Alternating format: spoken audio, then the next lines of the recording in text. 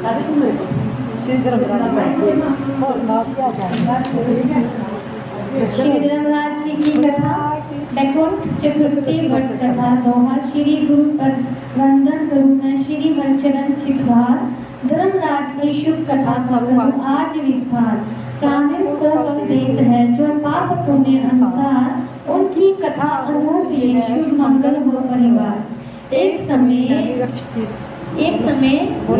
नैमिषारण्य तीर्थ में शौनक आदि 88,000 ऋषिगण इकट्ठे होकर सबकी भलाई के लिए विचार कर रहे थे।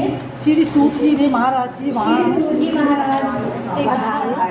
श्री सूत जी महाराज को आते देखकर सारे ऋषिगण आदर से उठ खड़े हुए तथा उन्हें बड़े ही सत्कार के साथ लाकर सबसे ऊंचे आसन में बिठाया। इसके पश्चात उनसे कई प्रकार की जन कल्याण की बातें पूछने लगे।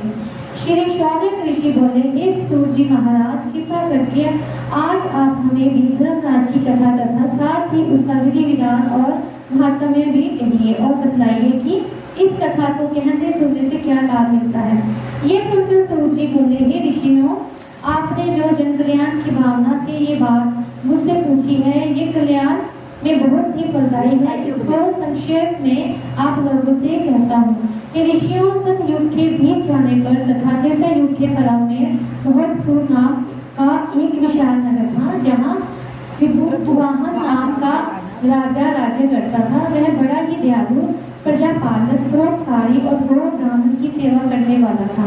एक बार वह वन में अखेट करने गया तो उसने वहां एक ऐसा हिरण देखा जैसे पहले कभी भी देखने में ना आया था।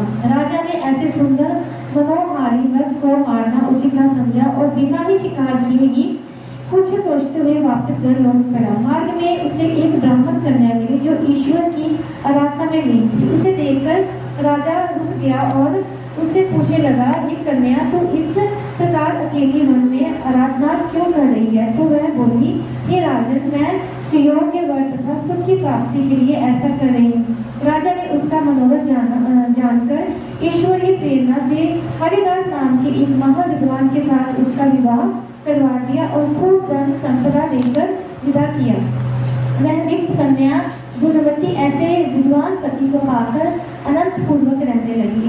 हरिदास ने भी गुणवती को पार सभी देवताओं की भक्ति तथा आराधना के मार्ग बतलाए, पर एक धर्मराज की आराधना एवं भक्ति का मार्ग नहीं बतलाया।